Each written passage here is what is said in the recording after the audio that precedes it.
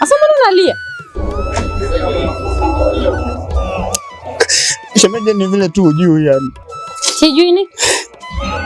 Shem, laiti ungejua usingekuja kunilaumu hivyo. Shem, mwanamke unamtafuta wewe ni mwanamke wangu mimi. Unasemaje shemeji? Nasema mwanamke wangu tu.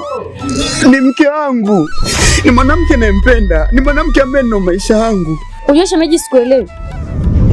Kwa hiyo mke wako ndo anatembea na mume wangu mimi, si ndio?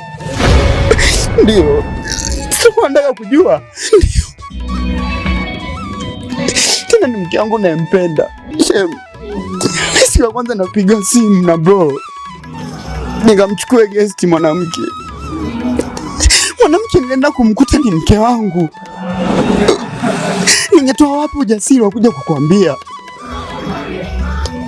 Ningepata wapi nguvu za kutoka kule nilikotoka nije nikwambie Shem?